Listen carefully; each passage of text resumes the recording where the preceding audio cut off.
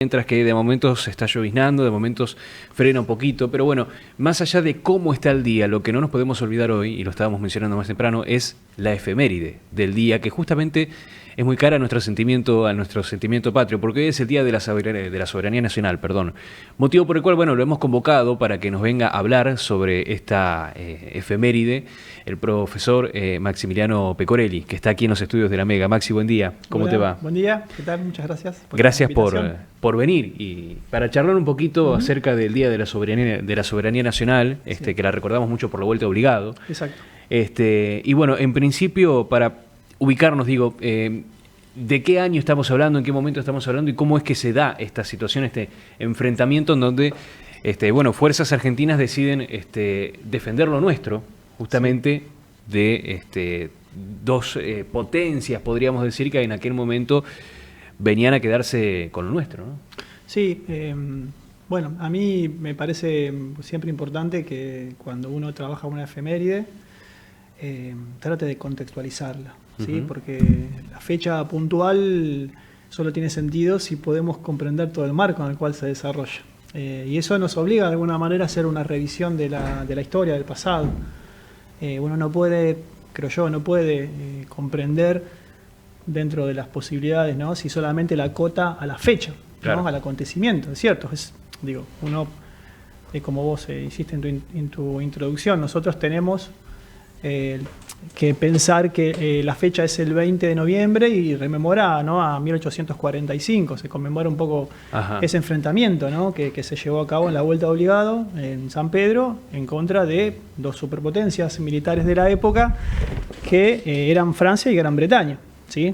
Dos superpotencias que por supuesto, que en el contexto europeo son las que marcan el ritmo de las relaciones. Por supuesto, estaban desarrollando en ese mismo contexto la segunda revolución industrial. Hay un proceso, ¿no? muy interesante que está ocurriendo en Europa y que siempre tiene efectos en América. Claro. Entonces, yo no puedo desconocer o debería tener presente ese contexto internacional, pero también entender qué es lo que está pasando en el contexto del Río de la Plata. O sea, está gobernando Juan Manuel de Rosas.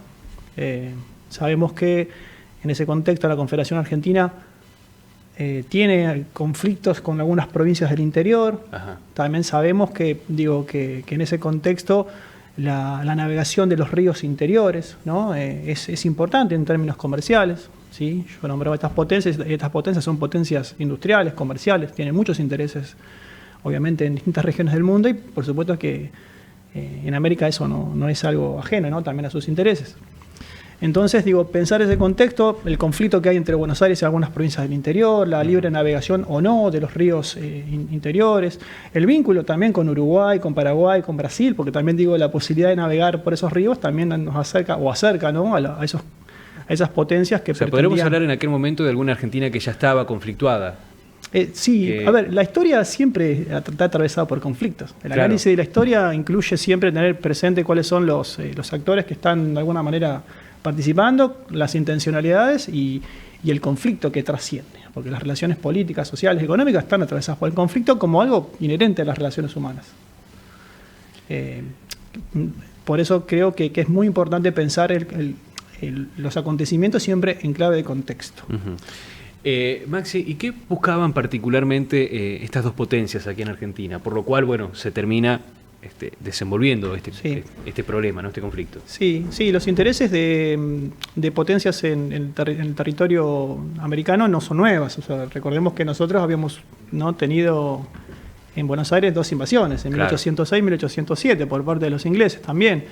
En 1838 también hubo un bloqueo francés. O sea, las intenciones de las potencias, en este caso europeas, en el territorio americano no son nuevas. Entonces, por eso también un poco esto que decíamos recién, o sea, la idea de procesos que se vienen desarrollando quizá desde principios del siglo y que de alguna manera responden a esas lógicas, a esos intereses económicos que esas potencias tenían acá. O sea, ustedes piensen, que el enfrentamiento militar, si bien hay barcos de guerra, detrás de esos barcos de guerra venían incontables o mucha cantidad de buques con productos para comerciar. El objetivo era abrirse a través de la fuerza y después comerciar, ¿no? En esos ríos interiores con no solo con las provincias del Río de la Plata o las provincias de la Confederación, sino también con Uruguay, ¿no? Bueno, claro. Brasil, Paraguay, y continuó hasta Bolivia también, si era posible. Querían habilitar digamos, un corredor comercial que Exacto. a ellos les permita exportar lo que producían. Sí. Siempre la batalla en sí misma es un acontecimiento, es un hecho concreto, pero, insisto, ¿no? Esto de enmarcarlo en esa lógica de otras cuestiones diplomáticas, comerciales, políticas, de presiones, ¿no? De lo que, de alguna manera, uno cuando abre el abanico y piensa en toda esa complejidad que se está desenvolviendo, le permite como tener una mirada un poco más interesante de los acontecimientos históricos. Y los resignifica también, creo. Claro. ¿Y qué tenía en ese momento la Argentina para defenderse? Bueno, no. Digo, es como, pensemos que en términos de desarrollo militar, en comparación con lo que tiene como, ¿no? Armada o flota, Gran Bretaña son superpotencias. Digo, claro. Tenía un desarrollo militar de avanzada para la época. Esto que les decía recién, la segunda revolución industrial les permitió, bueno, el desarrollo de mejores armas. El enfrentamiento entre dos superpotencias, entre estas superpotencias y los ejércitos de Juan Manuel de Rosas, evidentemente Juan Manuel de Rosas ya tenía en su mente que el enfrentamiento no iba a dar por resultado, ¿no? La posibilidad de vencer en las armas a estas superpotencias. Claro. Entonces pensó otras estrategias vinculadas con lógicas diplomáticas, con lógicas políticas. Y buscó también eso, un poco desgastar, ¿no? a esos ejércitos y de boicotear también, porque en definitiva, ese 20 de noviembre esos barcos lograron pasar esas cadenas que habían colocado, ¿no? En esa parte más angosta de la vuelta obligado.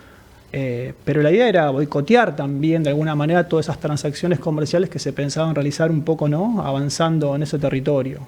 Claro. Y lo consiguen. Generar una traba para que no logren. Que era una lucha muy dispar, sí. En una Argentina que, por lo que nos estás comentando, Maxi, en aquel momento estaba dividida, porque por ahí se habla mucho de que hoy la Argentina está muy dividida, pero estamos hablando de una situación que pasó hace muchísimo tiempo y ya había conflictos, entre provincias, diferencias, que realísticamente siempre las tuvimos, ¿no? El concepto de que quizá no está ahora, ¿no? Se me ocurre, no es un concepto que esté dando vuelta, o yo no lo escucho tanto, el concepto de la grieta, ¿no? Como esta división. Sí. Siempre de alguna manera estuvo, ¿no? Si volvemos si quieren al 25 de mayo de 1810, claro. Morenistas, saavedristas, unitarios, federales, y podemos continuar y encontrar una continuidad. A mí me parece como muy, muy rico, muy interesante, ¿no? En la historia, más allá de lo que ocurre, ¿no? Esos cambios, son las continuidades. Que sigue siendo parte del presente. Es como que está presente en nuestro ADN, básicamente, el conflicto. En realidad es parte de las relaciones humanas, claro. no es patrimonio de la Argentina, pero Argentina tiene esas particularidades que nosotros sabemos, conocemos, que vivimos en el día a día. Sí. Maxi, después de lo que fue el conflicto, la vuelta de obligado, ¿no? ¿Cuáles han sido las repercusiones que tuvo en lo inmediato Argentina, Rosas, puntualmente, y su gobierno? Claro. Sí, ese contexto que de alguna manera determina, ¿no? La posibilidad del triunfo en términos diplomáticos, porque si bien estamos hablando de que esto ocurre en 1845, para 1847 en realidad las potencias, tanto Francia como Gran Bretaña, se retiran a sus territorios, reconocen, ¿no? Ahí aparece la palabra la soberanía, claro. Sobre la navegación de los ríos interiores. Entonces, insisto, en términos militares no fue una victoria, pero en términos diplomáticos es una victoria. Es como un caso paradigmático, ¿no? De perder, pero para ganar. Claro, tal cual. Entonces, implicó que a Rosas quedó parado como una figura que pudo hacerle frente a dos superpotencias. Había muchos países de América Latina que no eran muy...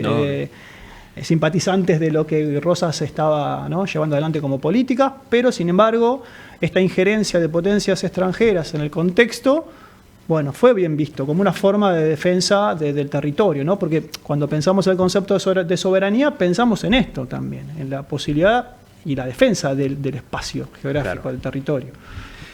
Maxi, vos estás dando clases en el nivel secundario aquí en nuestra ciudad, ¿no? Sí, también en nivel terciario, en el profesorado a la noche. ¿En qué establecimientos estás trabajando Actualmente estoy trabajando en la escuela agrotécnico, en la escuela normal, y a la noche distintas carreras del profesorado, ciencia política a nivel inicial y educación primaria. Ajá. Y te pregunto con respecto al tema de el interés, digamos, que hay Sí. que no sé si se nota o no, de los jóvenes en las aulas. Sí. Consultan, investigan, llegan con dudas, con algunos planteos. Digo, porque la historia tiene mucho de esto que estamos charlando, ¿no? Mucho de nuestra identidad y también de tratar de entender un poquito la realidad que hoy nos atraviesa viendo páginas anteriores de nuestra historia, de la historia argentina, y teniendo en cuenta también el contexto global, ¿no? Porque Exacto. hoy, con internet, con redes y con un montón de cuestiones, tenemos la posibilidad de acceder a información de lo que pasa, digo, a nivel global, con mucha facilidad, Sí. pero está bueno también poder tratar de entenderlo, ¿no? Y cómo está Argentina ubicada hoy en este plano internacional. Sí. Bueno, y la historia es parte fundamental para poder comprenderlo. ¿Hay interés por parte de los chicos? ¿Se informan, llegan con dudas, Sí. investigan? Sí, hace un tiempo tuvimos, no sé si una discusión, pero un intercambio así de palabras entre distintos docentes donde pensábamos esto de si los chicos leen o no leen, y los chicos leen. Evidentemente no leen lo que nosotros a veces nos gustaría que los chicos lean. Sí. Y no hacen esa lectura que, por supuesto, que una persona que se ha formado en cierta profesión, en cierta carrera, en cierta materia, tiene, ¿no? Entonces, esa lectura incluye necesariamente el desafío del docente de tratar de ofrecerle las herramientas para poder leer en clave de historia, por ejemplo. Porque evidentemente, digo, yo vuelvo al concepto de soberanía. El concepto de soberanía, yo si no lo contextualizo, y si también no entiendo que ese concepto en distintos momentos históricos significa algo distinto. Ajá. Digo, pensemos en el concepto de patria. La patria para 1810 es el lugar donde vos naciste. Entonces, defender la patria en 1810 es defender, por ejemplo, que no existía, Bragado. Claro. Entonces, y no es el concepto de patria que nosotros hoy entendemos, mucho más abarcativo, mucho más amplio, que incluye un montón de otros elementos. La idea de nacionalidad, la idea de soberanía misma. Si yo digo si el 25 de mayo no fue un hecho soberano o aparece el concepto de soberanía ahí, bueno, no, y sí, en parte sí, pero igual, en realidad digo, hay un contexto que lo enmarca el concepto. Entonces los desafíos que tenemos los docentes, que tiene la educación, creo yo, es poder ofrecer o desarrollar algún tipo de estrategia que invite, que motive a los estudiantes, que brinde preguntas que nos hagan pensar, ¿no? Esto de las respuestas, como vos decís, Sí. posiblemente una pregunta hoy con un teléfono, en escasos segundos ya tenés la respuesta. Sí. Ahora, comprender lo que está ocurriendo, contextualizar, relacionar, ver, identificar estos cambios, estas continuidades, es un desafío mucho mayor que tenemos los docentes y es un poco lo que pretendemos, ¿no?, en nuestras materias. Y eso te consulto puntualmente por lo que mencionabas recién. Perdón que Sí. por ahí te hago preguntas un poco más lo que quieras. generalistas porque Sí. te convocamos para otra cosa, ¿no? Pero me interesa conocer el tema del desafío de educar en este contexto, en donde también está el tema de la inteligencia artificial. Bien. Las cosas sacadas de contexto Sí. o generadas por una máquina y tal vez la falta de lectura analítica, que creo que es un poco a donde vos ibas, ¿no? Claro, Hoy sí. vos mencionabas, los chicos leen pero no leen lo mismo que leemos nosotros. ¿Qué es lo que leen hoy? Bueno, Los- está buena tu pregunta, porque ya a veces poca motivación que los chicos se encuentran en las escuelas, el desafío es mayor aún porque encima hoy tienen a su alcance un dispositivo que les permite no solo tener toda la información que existe, sino a su vez una información o una inteligencia artificial que es generativa, que te permite resolver por lo menos lo que a veces los docentes proponemos. Ya no es encontrar por el usuario, sino también pensar por el usuario. Bueno, entonces creo yo que el desafío para los docentes es aún mayor porque implica una alfabetización en términos digitales. No solo una educación en términos de lo que específicamente cada uno se ha preparado, yo en historia por ejemplo, sino ampliar ese conocimiento. Creo que ser profesional de la educación incluye este tipo de cosas, o sea, que yo no me puedo quedar con lo que solamente aprendí cuando estudiaba, sino que mi desafío es, bueno, a ver, entiendo que las generaciones van cambiando, entiendo las nuevas transformaciones tecnológicas, entiendo que la alfabetización no es algo estático, sino que tiene que ir modificándose, cambiándose, tiene que nutrirse con lo nuevo, tengo que tratar de ver qué es no para hacer una especie de educación a la carta, pero sí para tratar de que esos conocimientos, esos saberes, esa información que circula en los chicos, que también está más que claro que no todos los chicos traen los mismos conocimientos, el mismo capital cultural, ¿no? Porque también tiene que ver con los contextos, con las relaciones sociales en los cuales esos chicos se mueven. Entonces el desafío es tratar de toda esa complejidad, ver cómo uno la puede convertir en una oferta, en el sentido de qué propongo yo en mis clases, variado, distinto, donde yo motive, donde busque el pensamiento crítico. Y acá quiero hacer una aclaración. Pensamiento crítico no es que los chicos piensen como yo pienso, sino que los chicos puedan mirar multiplicidad, por ejemplo, de fuentes históricas, como para que ellos se den cuenta que la historia siempre es un campo de tensión, de discusión, de significados. Claro, y por ahí defender una idea, ¿no? Prepararse para defender una idea, que es algo que, por ejemplo, se ve año a año con el modelo de Naciones Unidas que se hace aquí en Bragado, que sirve como recurso justamente para esto. Bueno, nos fuimos completamente de tema, Maxi. Está todo relacionado. Pero la verdad que te quiero agradecer mucho por este tiempo que te has tomado para venir a charlar con nosotros, no solo acerca de ese contexto histórico, sino también un poquito sobre esta última parte de la charla, hoy de la realidad frente al aula, de cómo se para hoy un docente, cómo se prepara, cómo se forma y cuál es el desafío que afronta con estas nuevas generaciones. A mí me parece que la tarea docente es fabulosa. Yo elijo todos los días lo que hago y estoy convencido de que podemos generar, ofrecer algunas herramientas para que nuestros estudiantes, nuestros chicos y chicas puedan pensarse y pensar la realidad con otros elementos. Insisto, no que piensen como yo pienso, sino que ellos puedan pensar a partir de todas estas complejidades que están funcionando, cómo ellos son presente, pero cómo ese pasado y ese presente y ese futuro continuamente están como interrelacionando. Gracias nuevamente, Maxi, por favor, gracias a ustedes. Maximiliano Pecorelli charlando con nosotros en la mañana de la Mega. 10:36 minutos. Lo más importante pasa por acá. Mega Noticias, en la mañana de la Mega.